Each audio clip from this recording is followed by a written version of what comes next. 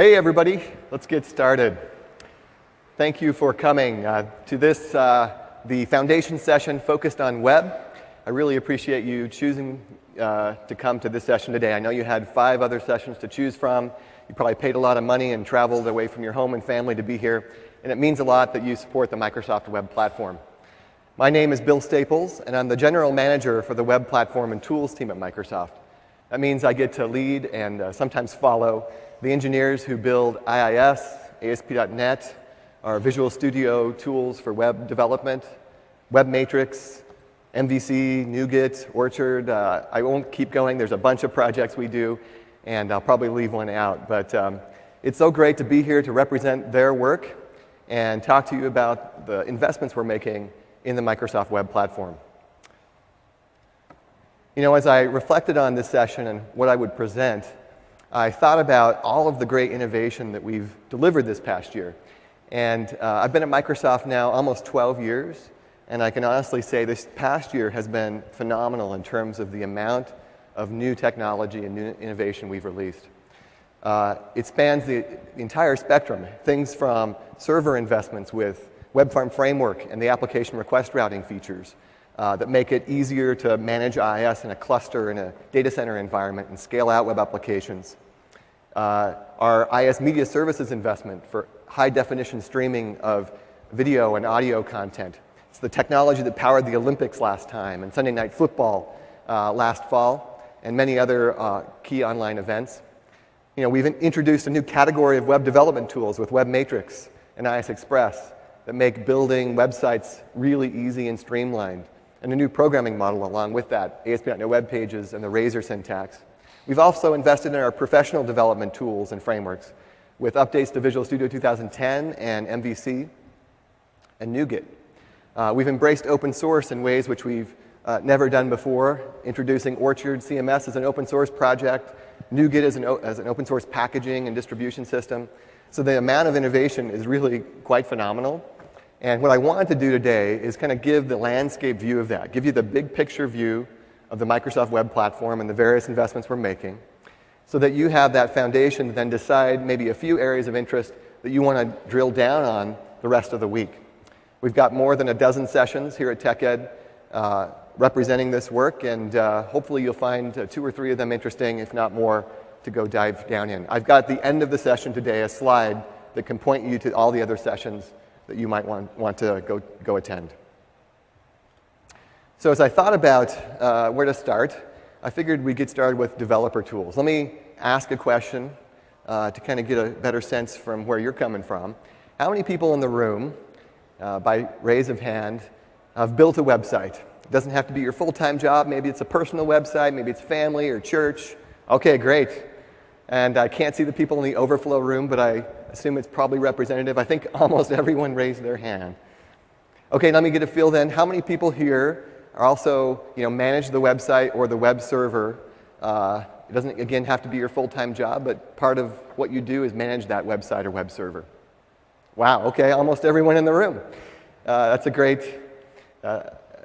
representation of what we see a lot, which is sometimes you play the developer role, sometimes you play the IT professional role, sometimes you play both, depending on what you're doing.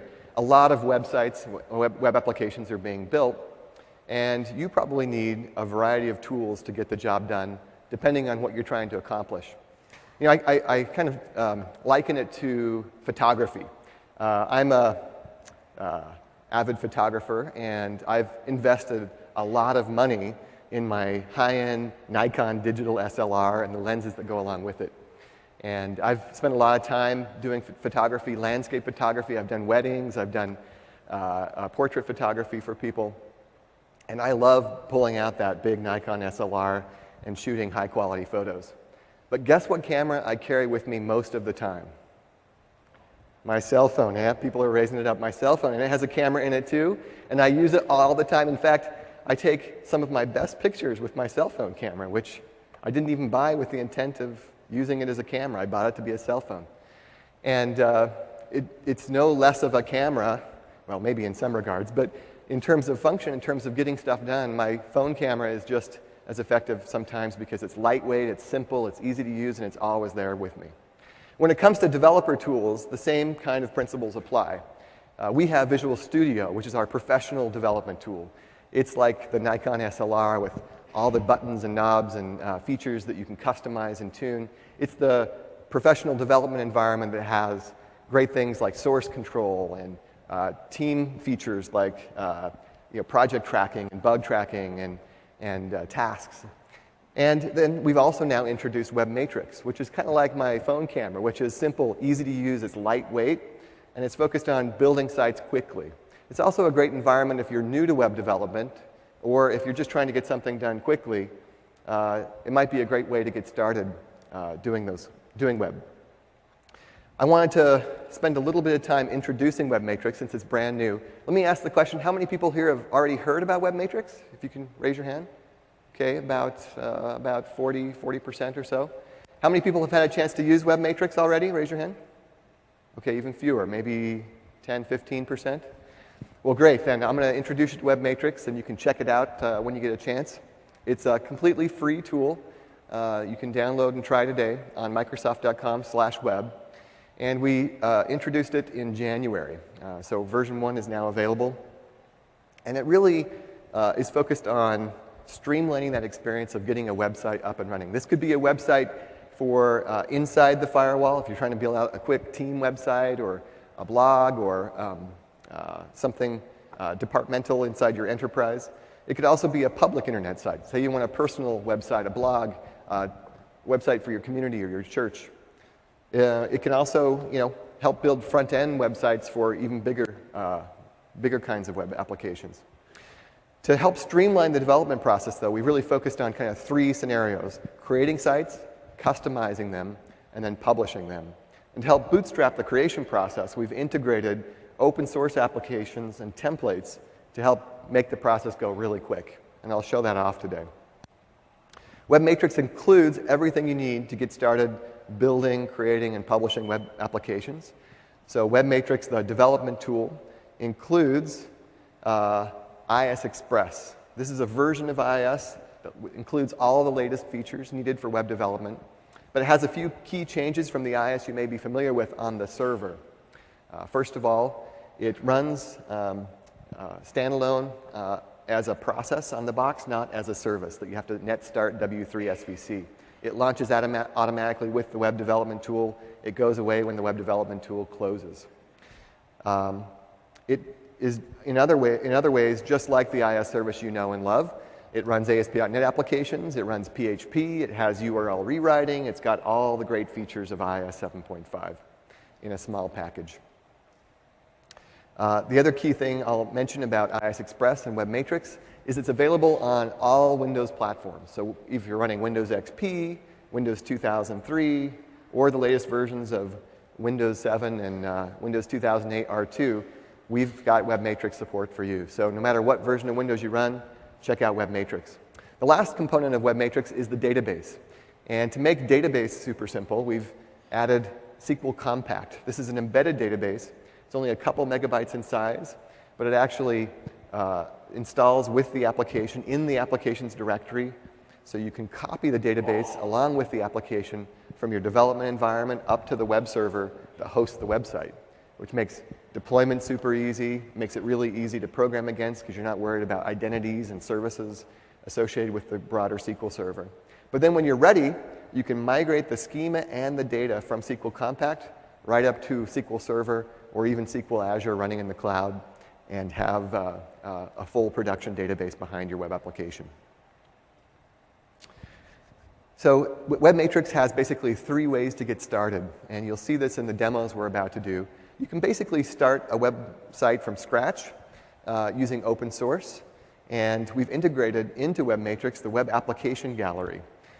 If you haven't seen the Web App Gallery, go to Microsoft.com/web/gallery, and it's basically a community of applications that we've worked with all of the partners in the community with to provide support for inside the Microsoft development tools. All the popular open source apps are there, so Drupal, WordPress, .NET Nuke, Umbraco, ScrewTurn-Wiki, Joomla. Whether they're ASP.NET or PHP apps, those communities have stepped up and they provide support through the App Gallery for getting started in Web Matrix. The other way you can get started with Web Matrix development is by using a template.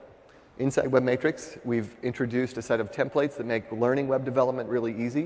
And if you want to build a site from scratch, it kind of helps you by providing some template code to get started. And I'll be demonstrating that later today as well. The other thing you can do with Web Matrix is point at any folder. So if you've gotten source code from a friend or a developer's handed it off to you to maybe customize or theme, you can just point Web Matrix at that folder and it will start it up as a website, and you can start adding files or customizing files in the directory yourself. I mentioned integration with App Gallery, and here's just a few of the many applications that are available from the App Gallery through Web Matrix. So if you recognize any of these or use them today, you can be assured that there's support in Web Matrix for them. How many people have heard of Orchard, the Orchard CMS project? Okay, only, again, about maybe 15, 20%. Orchard is a new open source project that Microsoft founded, and it's available through the Outer Curve Foundation. Orchard is a great way to build out either an intranet team site or an internet website for blogging or for any kind of content. And here to demonstrate it today, I've invited a couple of friends. First, I'll have Drew come up. You might recognize Drew from the keynote. He's going to show off Web Matrix and Orchard. I didn't get a chance to change from the keynote close. That's okay. So I'm looking a little odd here. Cool. So, great. As you mentioned earlier, a lot of us build websites beyond just the things that we do as part of our kind of professional jobs. So we build websites on the side, in this case, this morning, I'm going to use Orchard CMS to build a website for a floral shop. So just a typical thing, do it as a moonlighting job or whatever, and I just want to create this quickly, and I don't want to worry about the infrastructure in this case. So we'll go ahead and do that. So what I'm going to do is launch Web Matrix, and as you had mentioned earlier, there's a couple different ways you can create applications. So I can create an application from the web gallery, I can create from a template, or I can create from a folder that's already on my machine. And in this case, we're actually going to create from gallery. And you can see here many of the open source applications that are available in the web application gallery. And of course, one of those is Orchard CMS. And so we'll call this Florist, and click Next. And that will install Orchard CMS. In addition, that's going to pull down any dependencies that are required for Orchard CMS as well and install those on my machine, so that in just a few seconds, I have Orchard CMS running locally, and I can customize it before I deploy it out to a hosting provider. And we can go ahead and launch this right away, and we're presented with the Orchard CMS welcome screen, which is just asking me for a few questions here. What do I want to call the site? We're actually going to call this developer's Florist. And we'll give our admin a password and confirm that. We'll choose to use the built-in database, SQL Server Compact, that you were talking about. And we'll also use the default recipe. Now, these recipes are just instructions for Orchard that have a configuration prepared for you. So there's the default recipe, there's a blog recipe, there's a minimal recipe if you'd like to start from scratch and build up. And you can also contribute these recipes as you come up with scenarios that build well on top of Orchard CMS as well. So just in a few seconds there, I'm now at the Orchard CMS site with the example content and the default theme. And so the first thing we want to do for our flower shop is change the appearance to look like what we want it to appear for customers. And so we'll click on the dashboard. And the dashboard is just the place that you manage content and features and configuration for Orchard. And what we want to do is apply a theme. And there's a great set of themes that are available in the gallery. But there's also a really cool tool from a company in Portugal called Bind. And Bind has this tool called Bind Tuning that allows me to start with a template, but then customize it so it's unique for my site. And so I'm going to start with this template here, and I'm going to tell it, customize this for Orchard. And then what I can do is change things like the colors in the theme, and I'll pick this My Flowers one. I can also go in and change the background And so I'll select this floral pattern here. And you can change text styles and menus and things like that. Once you're done customizing, you click Submit My Request, you fill out the information, and the Bind Tuning tool will build your custom theme and send it to you in email. And so I've already done that earlier. And so let's go back into, oops, shouldn't have done that. Let's go back into Orchard and actually install this theme from my hard drive. So we'll browse for that, and we'll install it. So that's actually uploading the files from the theme that Bind Tuning sent me. And now that theme is available, and I can set that to my current theme. So once that's set, we'll go back to the site. And you can see in just a few moments, we were able to go from the default theme to something that's dramatically different. And it looks pretty good. And now we just need to get some products represented on the site. So let's go back into the dashboard. And we're going to install a couple modules. And modules are just extensions that have functionality that you can download. And we can find several modules that have been contributed by both Microsoft as well as the community in the gallery. And what we want to do is install two. And the first one is called the e-commerce sample. And this is just something we built in order to represent a product in the Orchard database. And you can go ahead and download this and play with it yourself. And then another module that we want to use is one that we released along with Amazon.com Retail Services a few weeks ago that allows you to integrate Checkout by Amazon within your site. So we'll install that as well. After installing those, you'll notice that there's a few new things over in the admin menu. There's a product content type as well as the Amazon module.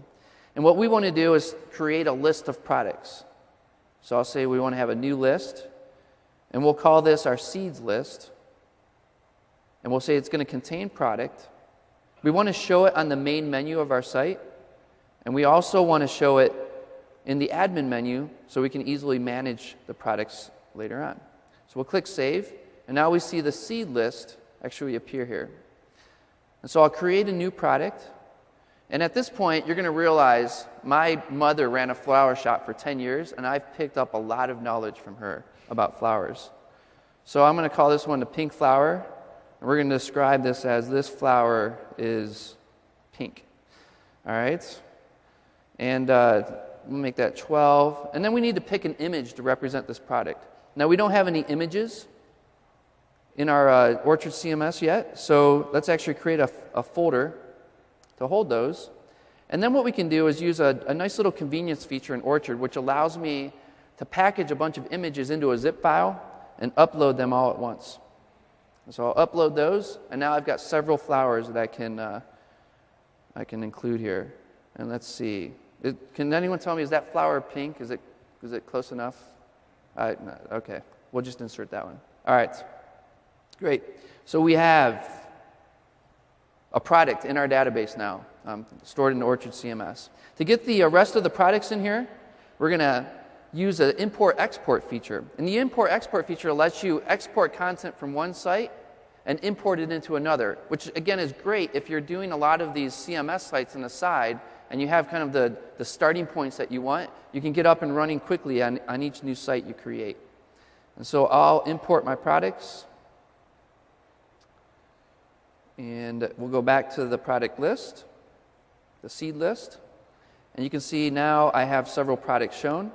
And then let's just go back to the site and see that we have the products showing on the site as well. There's the seeds menu option that I said I wanted to have. Click that, and now I've got a product list. But I still don't have a way for people to purchase these products. So let's go back and leverage that the Amazon module. And so I have the Amazon module installed, and I have the product content type installed, but I need to connect the two. And so to do that, I'm going to go into an area called Content Types. And Content Types lets you customize any of the content types that are represented in the Orchard database.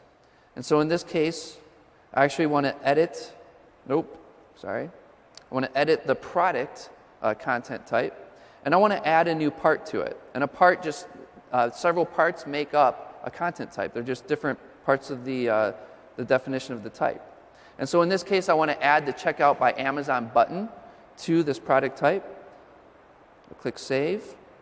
And then if we go back to my site and click on Seeds, you'll see that I have now a Checkout by Amazon button on each product. In fact, if I pick, we'll pick this orange flower, and we'll say we're going to check out with the orange flower, and I'm rerouted to Amazon. I can type in my password. And then if you've bought anything from Amazon before, you recognize this checkout screen. And so this gives me a nice, trusted checkout facility for my site that I can use here. So I can place that order, and it takes me back to Orchard. So in just a few minutes, we were able to go from a default Orchard CMS site to having a product list on our site to a nicely themed site, as well as the Checkout by Amazon buttons. And we're ready to go ahead and deploy this. And I think you're going to cover deployment a little bit later. Yeah, just one question. What if I wanted like a shopping cart and more sophisticated e-commerce kind of capabilities? Does that take a lot more work? Or? Yeah, so you can there's a couple shopping carts that are in the gallery, but the Checkout by Amazon actually includes their own shopping cart that you can add, and it actually is it's really easy. So you add it, and the buttons change to add to cart, and that function is built in for you. Awesome. As well. Thanks so much, Drew. Great job. Thank you.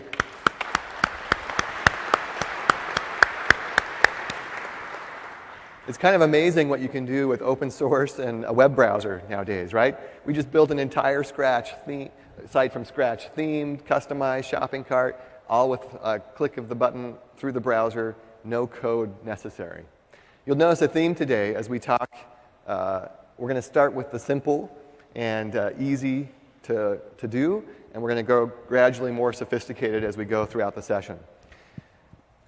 So let me talk a little bit about web development. Let's say you want to take it the next step and you want to start customizing pages, customizing applications.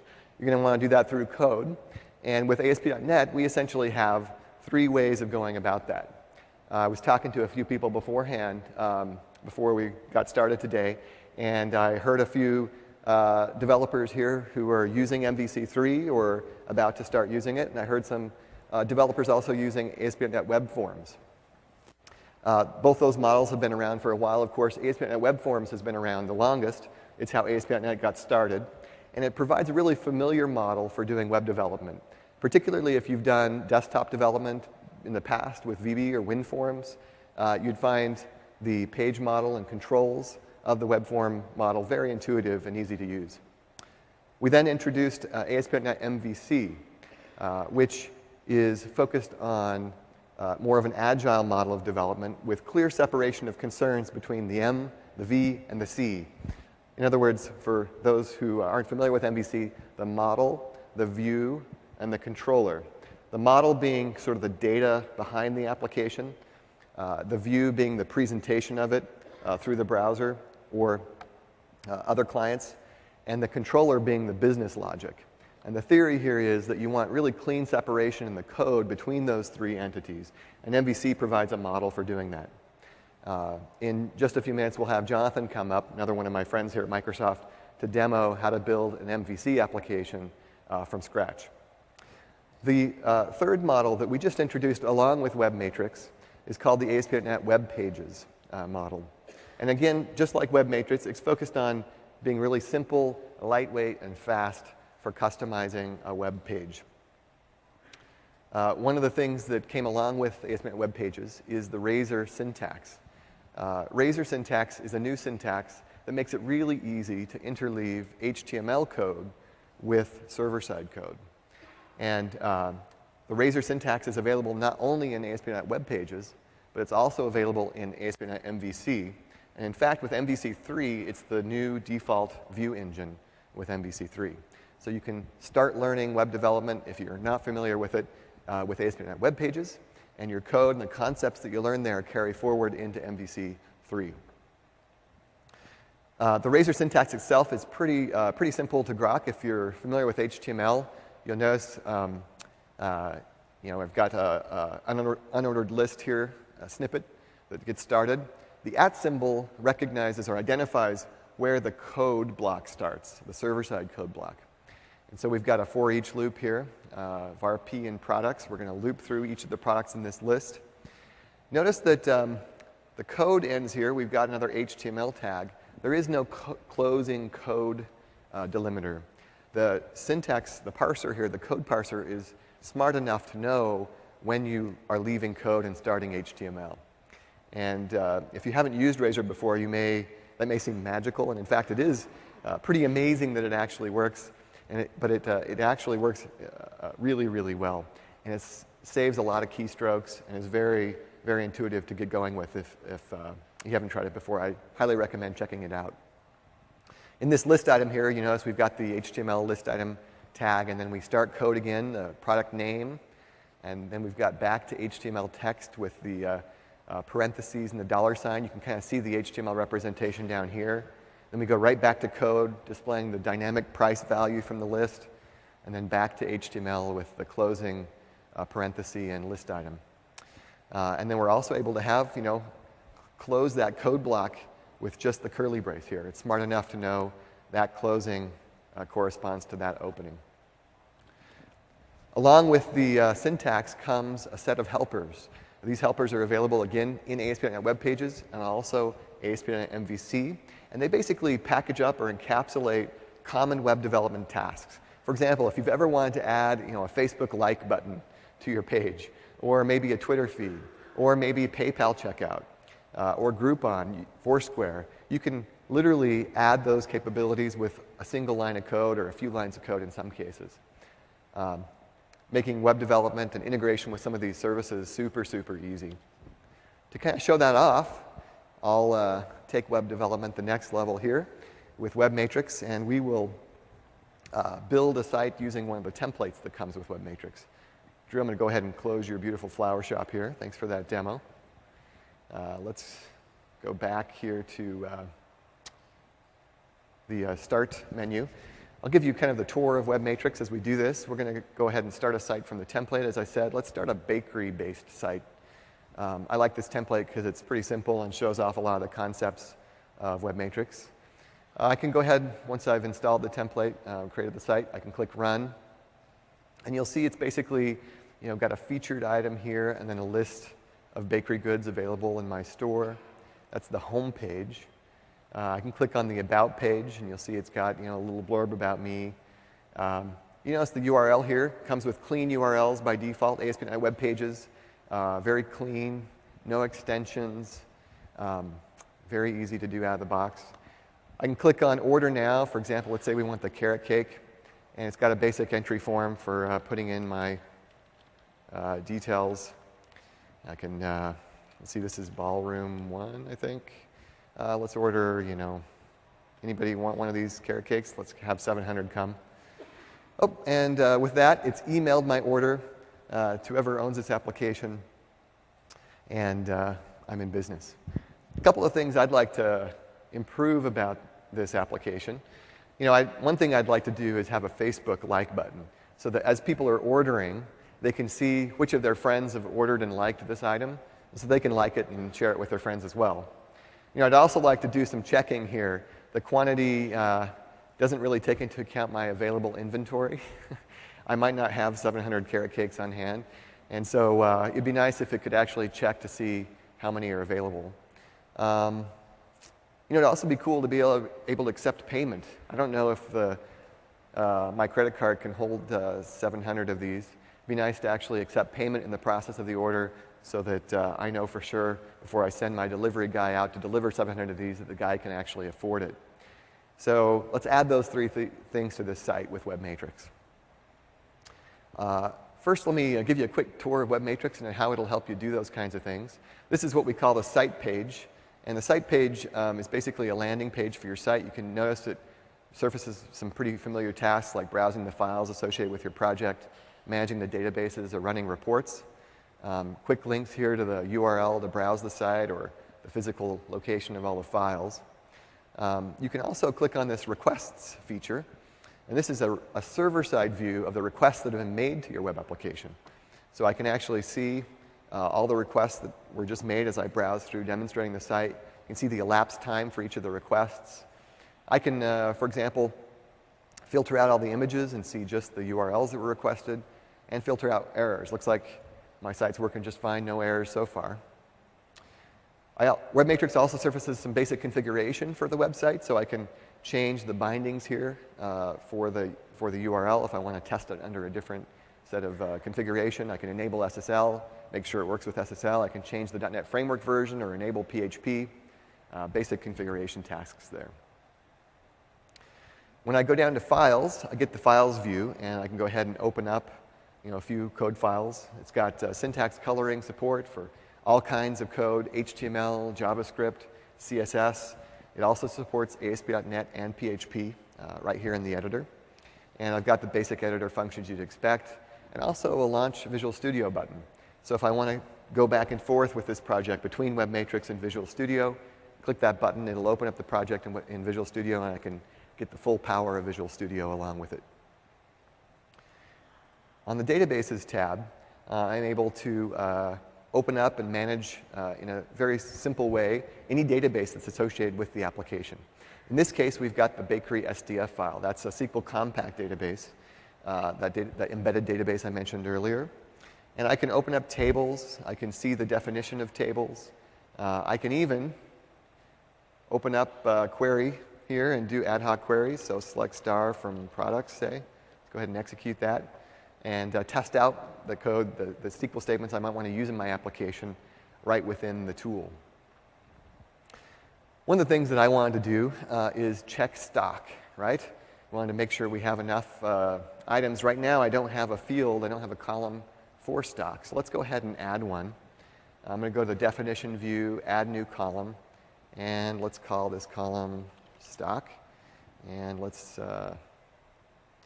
make it an integer, default value 0, and save that.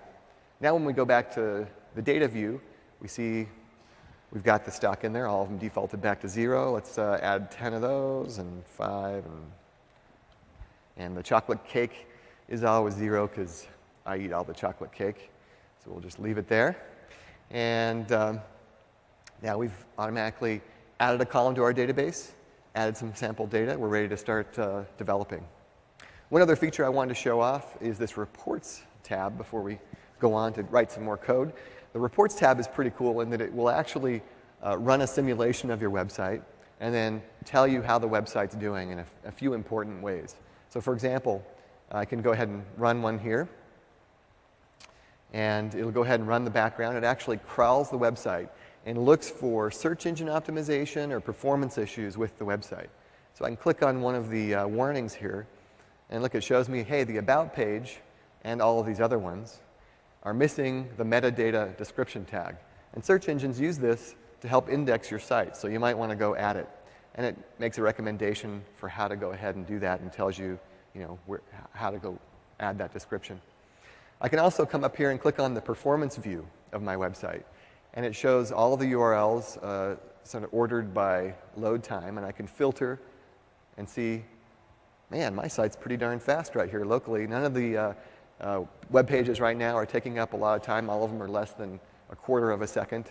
But I can see actually which ones are taking the longest and maybe go take action to fix those. Well, I promised we'd go ahead and edit, customize the application, so let's go on to that. Let me show a couple of concepts associated with ASP.NET Web Pages. First of all, this About page is pretty simple. You saw that earlier. Let's go ahead and run it again. You'll see it's got a short description, basically, of my coffee shop, and it's got the About and the Home link. That's done in ASP.NET Web Pages using the following. First, it's got this page title. The page title is set to About Us. You'll notice, though, I don't have the Home or the About Us link. It goes straight on to this content here. The content is set, and the title is set by using this page start file. The page start file basically runs at the start of every page request. So every time a page is requested, this code is run. And the only thing this code says right now is to load my site layout. The site layout file, then, includes the header, so including all the styling and the top-level navigation, as well as the footer. At the bottom of every page, you see the copyright mark there. So without having to write the header and the footer on every single page, I can simply reference the site layout with the page start event, and all of my pages that I create will automatically look the same. Another way that this can be done, which is fairly common, is you can actually create a header file and a footer file, and then on every page reference that, include that at the top and the bottom of every page. But I like this method because I write it once and I don't have to remember to include the header and footer on every page. It's just automatic. Let's go to the default page for just a second. We'll click on that. You remember we have the featured item and we have this list view. So if we go back to that, you'll notice we've got, again, page title at home. And then we do a simple database query, database.open bakery. So it looks in the app data for that bakery file. If it doesn't find it, it looks in web.config for a connection string with the name bakery. And then we do a simple query, select star from products and put it in a list, and then choose a random product to use as the featured product. And then down below, we've got that for each loop I showed earlier, and basically a loop through that list of bakery items to show the image, the description, and the price, and an Order Now button.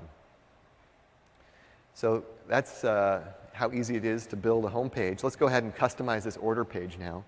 I'll open up the order page, and first thing let's do is add the Facebook like button. Now, I don't actually have the Facebook capability yet installed here with my site. I need to get that. I also need the PayPal capability.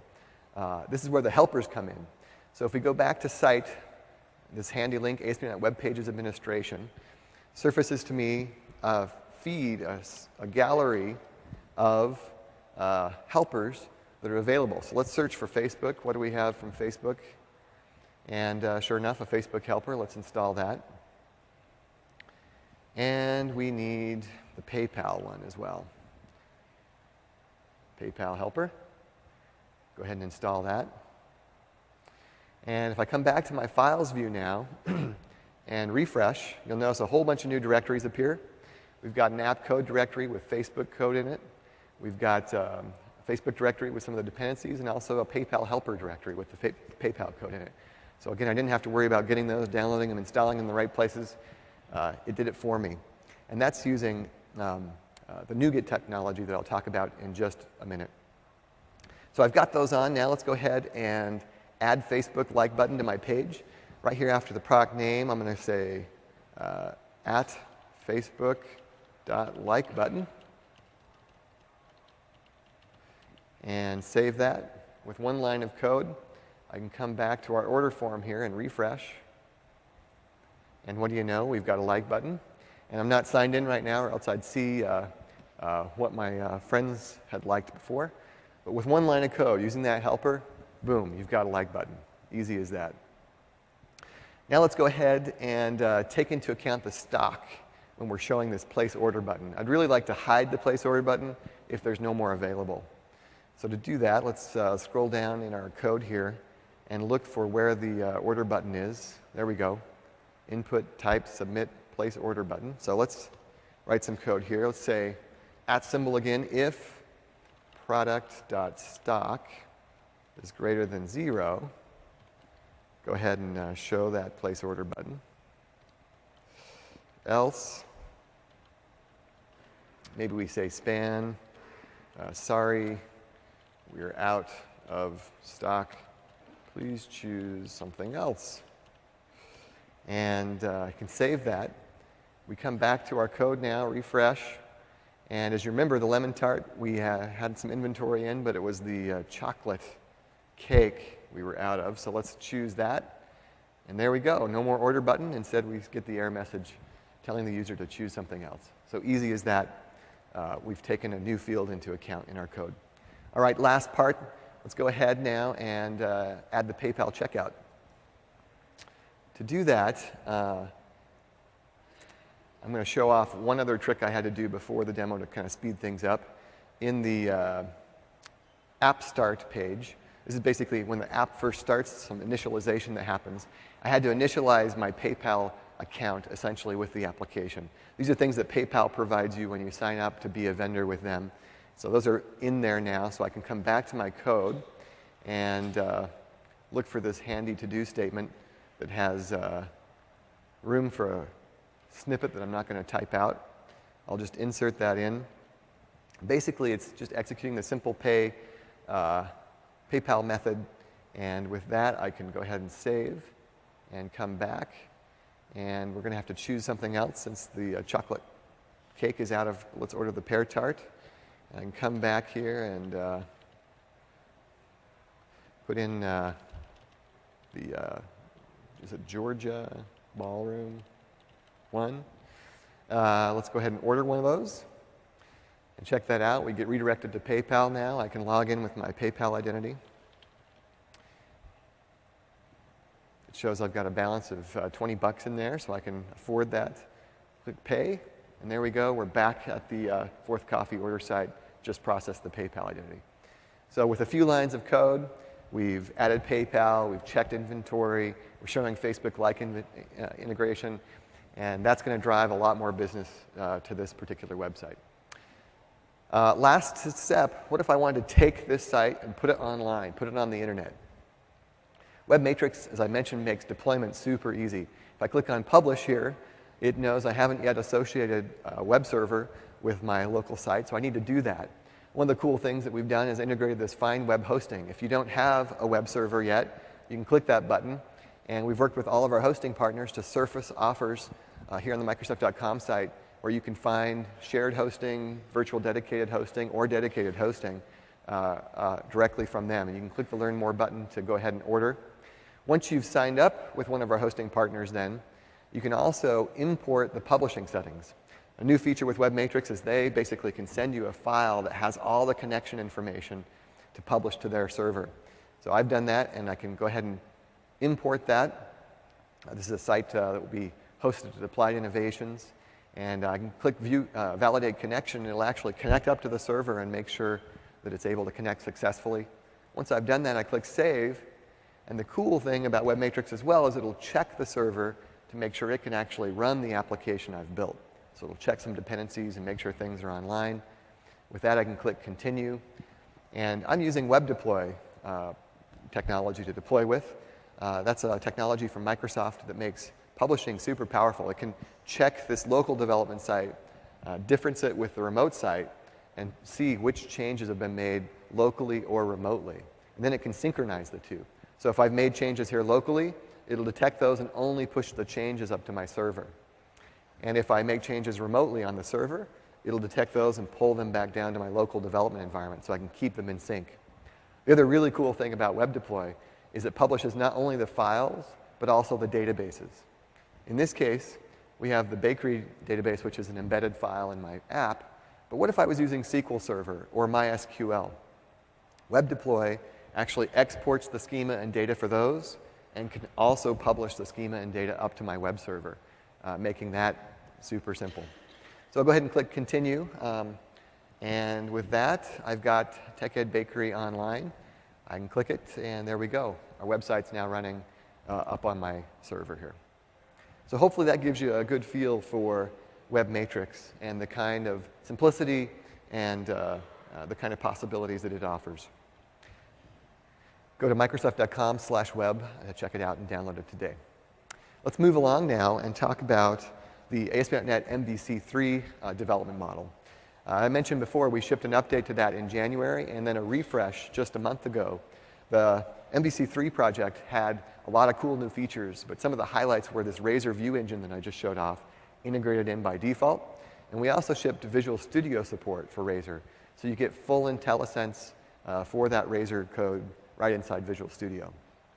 A month ago then, we shipped an update which includes HTML5 templates, a jQuery and Modernizer integrated into MVC3 by default, support for Entity Framework, and scaffolding right within MVC3.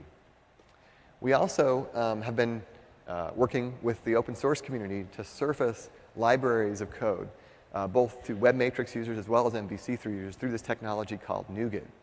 NuGet basically allows developers to package up code libraries and share them with the world.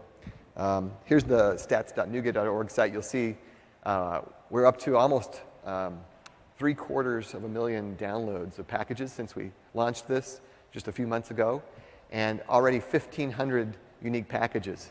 And 18 have already been added just today, with 570 downloads just the last hour. Check out NuGet.org to check out all the kinds of libraries that are available and how you can contribute if you've got some code you want to share. Let me go ahead and welcome up on stage my friend Jonathan, who's going to talk about MVC3 and maybe build an app from scratch. What do you think, Jonathan? That sounds good. Thanks, Bill. So all of what we've seen so far was really nice, but some of us may be real developers and we're not doing foo-foo stuff Real like bakeries. developers. Oh. Who builds a bakery anyway, right? And Drew with that florist, I mean, come on. And my machine is locked even though it was not supposed to be. All right. So what I would love in a perfect world is to have complete flexibility over my code base, using Visual Studio, feeling great, but still having some of the same simplicity features that you saw in Bill's demo and Drew's as well, right? So things like Razor, NuGet, SQL Server Compact. So I'm not just completely lost. And with MVC3 and the tools update that Bill just talked about, you have a really great experience. So what we wanted to do is we didn't really have a scenario, and we thought, you know, hey, we wanted something that was really relevant for this audience. So maybe if anybody has some kind of idea for an app that we should build, something simple but relevant, right? Expense reports, time tracker. If nobody has anything, Somebody volunteer. What's the app you're going to build next? You want Jonathan to the next stub out for you. social app. And it's got to include two kind of things that are related to each other. Yeah, I saw a hand back there. TechEd scheduling application, so we can track his sessions. Like speakers and sessions kind of a thing? Okay, that sounds pretty good. So the first thing we're going to do within Visual Studio, as we're all familiar with, let's go do a MVC3 application. Now, one thing you'll notice that's a little bit different when we come into this is there's a few additions to the project template. So you'll notice we have a new intranet application template, and that's great if you're doing an internal app that you want to have kind of Windows authentication already stubbed out for you. That's great for that. We're going to go ahead and do an internet app. Now, in addition to that, notice this new checkbox that allows us to specify, hey, any views that you generate for us out of the box, use the new HTML semantic elements. That way, we can have more richer semantics in our markup, and we can feel much better about ourselves as developers. And then also, let's use the Razor view engine there. So we'll go ahead and say OK. And for those that aren't too familiar with MVC, what I'm going to just do real quick is run this and kind of give you an idea of what this looks like out of the box, and then we'll extend it. Now, it turns out that we have a very similar structure to Bill's Bakery. Here we have a home and about, but this looks a lot cooler, in my opinion, than a bunch of lemon tarts and little buns and stuff. Now, one of my favorite features that came with the tools update is that when you create a brand new MVC application, you don't start completely from scratch. In fact, we give you a handful of NuGet packages that make your life much easier at the beginning, right? So you've already known that we shipped jQuery with MVC2, and we made that commitment to the open source community, but we've taken it even further, and now we're shipping Modernizer, which is this great open source library that makes it easy for you to detect the HTML5 capabilities of the requesting browser and have some down-level functionality. So if you want to start getting that reach of features but still having compatibility, you can. And then also Entity Framework 4.1. And what's great about this is that we can use the new code first functionality to define our model and then build our app from there, right? So the gentleman in the crowd mentioned TechEd scheduling. So what we want to do is let's think about our model as just a set of CLR classes. So I'm going to create a new code file. We'll call it TechEd. And what we're going to do is just say, OK, let's think about this from a class perspective. So we'll have a class called speaker, and they'll have an ID, and they'll have a string name. And we can probably keep that pretty simple. And then we'll have another class. We'll call this session. Make that public. And a session will be really simple as well. Let me scroll this down real quick. It'll have an ID. It'll have a name.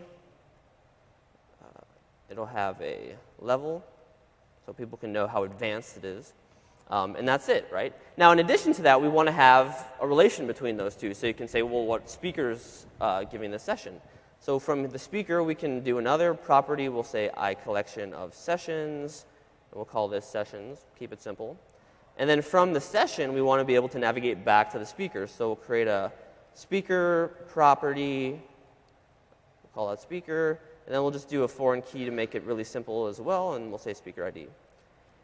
Now, what's great about this is that if you like to think through your problems as a set of code and just classes and kind of modeling it that way, then this is essentially all you have to do, right? We haven't talked about a database at this point. We haven't talked yet about the controllers or the views or all the other assets that you need. But with MVC3 Tools Update and Entity Framework, we can actually build out our app from this portion and then make modifications from there. So let's do one other quick change just to show other conventions we can do. So we know that a string is a nullable type. And so let's add a little bit more semantics to this model and say, actually, name is required, absolutely. OK. So once we've done that, we need to create our controller and our views because we're using MVC. Now, when we do this and we go into the Add Controller dialog, you notice that we now have this awesome functionality to say, you know, if I'm happening to use Entity Framework, and you know how that works, and I can tell you what class that I want you to model off of, there's a good chance you can build out a controller and views for me. And turns out they can. And so let's go ahead and call this speaker controller. And for our model class, we'll select speaker.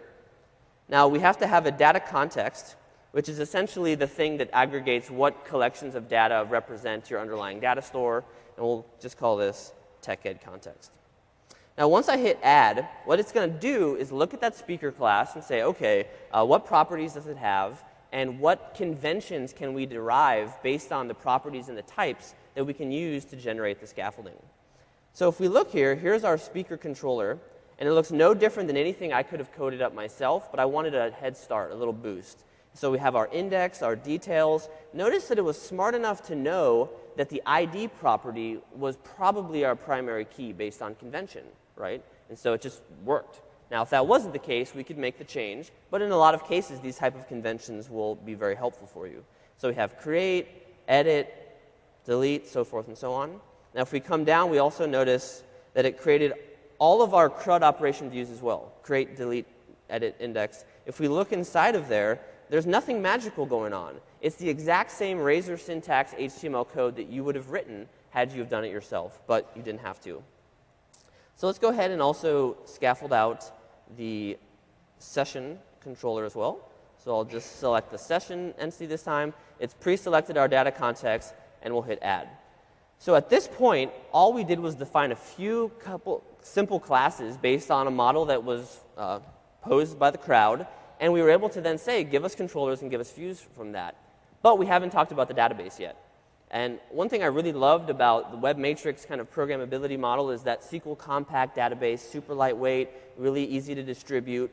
And I want the same thing, even though I'm like a real developer in Visual Studio now, right? And so what we can do is leverage NuGet, the same exact thing that you saw in the previous demos, to say, let's go ahead and use SQL compact for this database. So let me go up to my references, say add library package reference.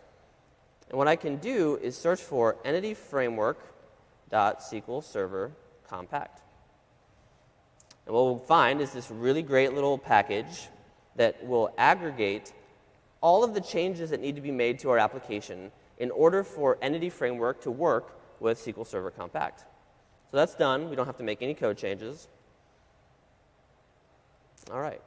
Now, what I want to do before I run this is I want to open up the app data folder and show you that there's nothing in it. So many of you that are ASP.NET developers are aware that app data, if you put your SQL Server Express files or SQL Server Compact files in there, it'll be easily consumable from with your app. And so this is where the Entity Framework will actually generate its database. So you don't actually have to create the database, the schema, all exactly. the tables. Yeah.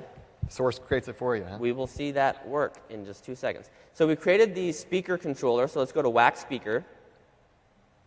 And you notice here we get this view. Now what's interesting is if anybody was quick enough, in fact, let me do this again. Let me delete this file.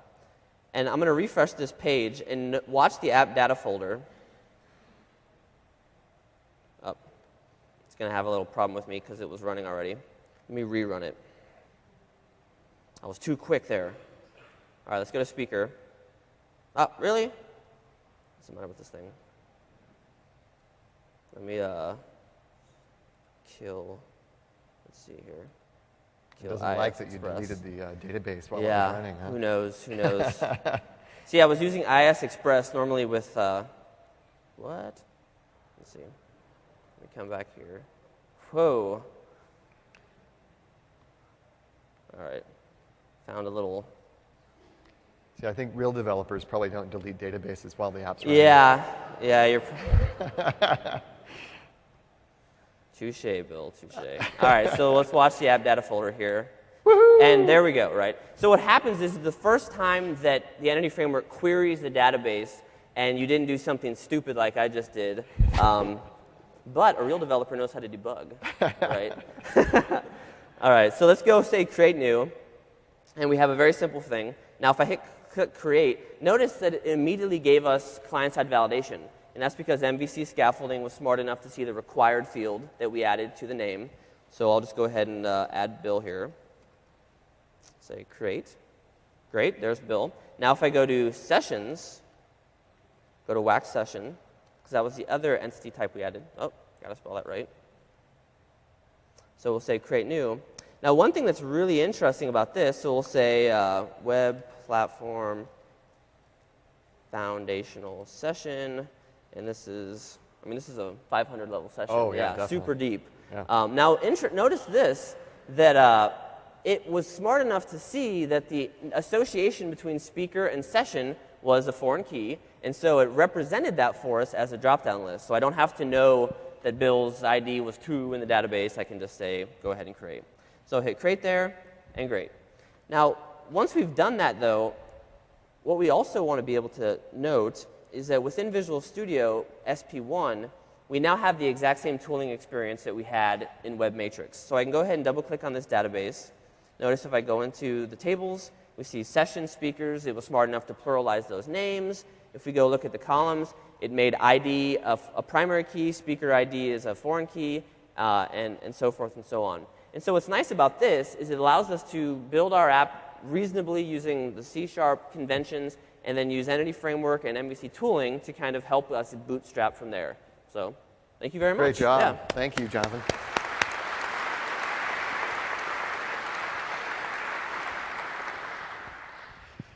All right, let me close now by talking a little bit about some of the server infrastructure investments we've been making to make deploying those great applications that we just built onto the server environment at scale. If you haven't heard about application request routing, this is a new extension for IIS. We're up to version 2.5 now that does HTTP level routing and load balancing as a native capability of IIS. You can essentially make IIS a dedicated router or load balancer for your cluster. And it will route based on HTTP, so you can say all static requests go to one set of servers, all dynamic requests go to another one. Or by URL segment, you can say /homepage goes here, /app goes there. It's got some really intelligent routing and load balancing capabilities built into it. WebFarm Framework then helps you manage the group of servers as a single entity. So you can add and remove nodes on the fly. You can orchestrate software updates. Say you want to roll out an update and drain one node at a time, install the server software, bring it back online, and do that in a rolling way across all the machines. WebFarm Framework can help you with that. It can also aggregate information like performance counters or log files across a set of machines. And it's also fully extensible. So if you want to collect custom data or information from each machine, it's got an extensibility model to help you do that. The other thing that we've been working on is easier deployment. You saw within Web Matrix, and also it's available within Visual Studio, the ability to package up and deploy web applications from within our tools. The same software is available on the server, and you can actually use it to synchronize servers. So if you've got one server that's a master with all the configuration and code on it that you've tested, and you want to replicate that out to a group of servers, WebDeploy can synchronize the entire server farm. And it works in conjunction with WebFarm Framework as well, so you can do that through the IIS Manager UI with just a few clicks. It not only can synchronize the content, but it can synchronize configuration, SSL certificates, COM assemblies, databases, all of the dependencies of the application. And it's super easy to get and set up using WebPI. I'm going to have to wrap up here, so let me just conclude by expressing my thanks again for coming and spending this hour in the foundation session focused on web. I hope it was a good use of your time. If you have a moment, please fill out the feedback form and let us know what you think. I definitely read all the comments that you leave there and share them with the team as well.